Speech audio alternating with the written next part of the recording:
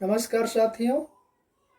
आज 10वीं कक्षा हिंदी विषय के अंतर्गत काव्य खंड का चौथा पाठ मनुष्यता, जिसके कवि हैं मैथिली शरण गुप्त जी,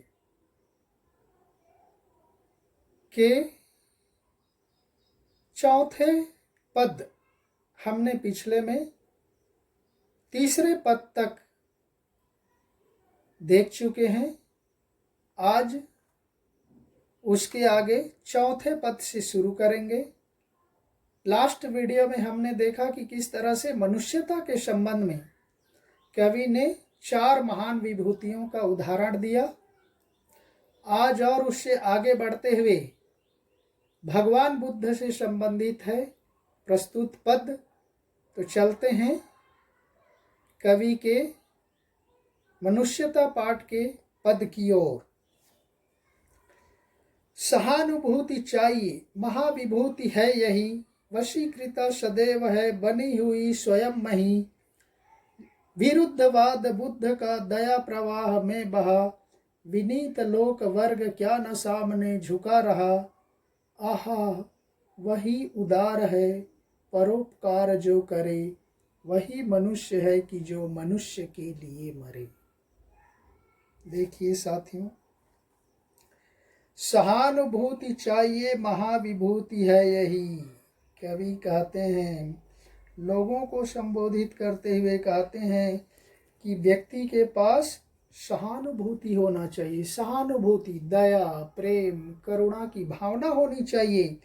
यही संसार की व्यक्ति की सबसे बड़ी पूंजी है, सबसे बड़ी संपत्ति है।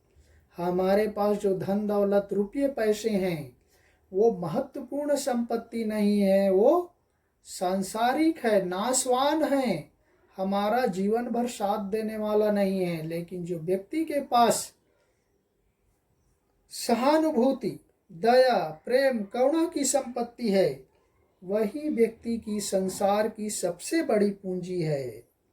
और इसी पूंजी के बल से वशीकृता सदैव है बनी हुई स्वयं मही। सारी धरती के लोग, धरती में रहने वाले सारे जीव जंतु इसी सहानुभूति के वश में होते हैं, उसके अधीन हो जाते हैं। क्योंकि उसमें इतनी शक्ति होती है कि उस शक्ति के आगे सब लोग झुक जाते हैं। इसलिए मनुष्य के लिए सहानुभूति की भावना, दया की भावना, करुणा की भावना बहुत महत्वपूर्ण है। उसकी सबसे बड़ी पूंजी है, जिसके वश में सारे धरती के लोग हो जाते हैं। विरुद्धवाद बुद्ध का दया प्रवाह में बहा।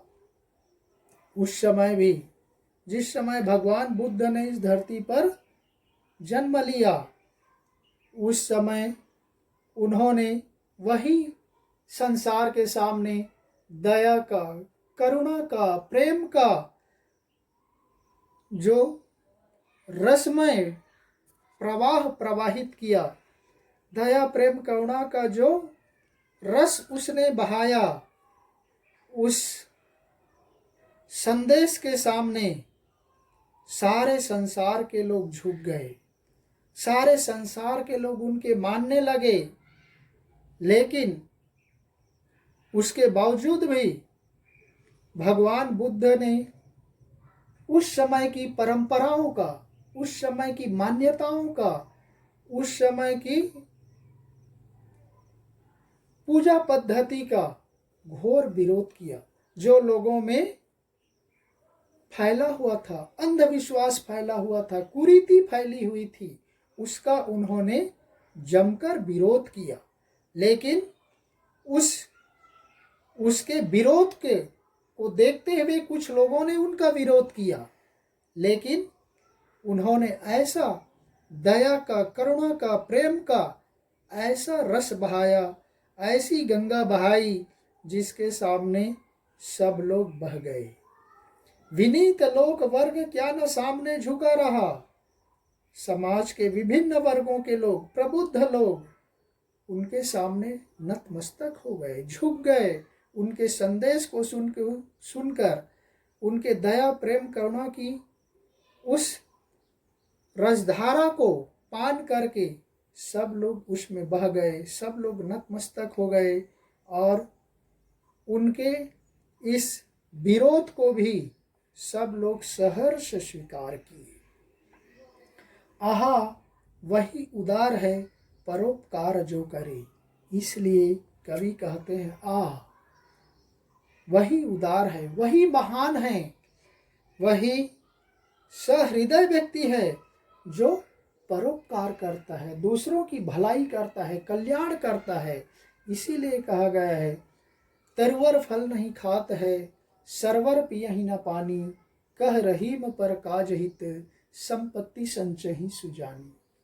हमें प्रकृति से ही मिलता है कि हमें परोपकार करना चाहिए। सूर्य की रोशनी देते हम लोगों को मिलता है, हम उसके बदले में क्या देते, वह निःशुल्क फ्री में हमको देता है। हवा हमें निःशुल्क मिलता है, पानी निःशुल्क मिलता है, पेड़ पौधों से फल हमें प्रकृति से मिलता है। ये सारे प्रकृति प्रदत्त चीज़ें हमें सीख देती हैं परोपकार करने के, दूसरों की भलाई करने के। इसलिए जो ज्ञानी होते हैं, संत होते हैं, महात्मा होते हैं, वे उस परोपकार को महत्व देते हैं, परोपकार के लिए अपना सब कुछ त्याग देते। हमने पिछले वीडियो में देखा परोपकार के लिए, लोक कल्याण के लिए, संसार की सृष्टि की भलाई के लिए लोग अपनी जान देने से भी नहीं हिचके, सहर्ष अपनी जान दे दिए।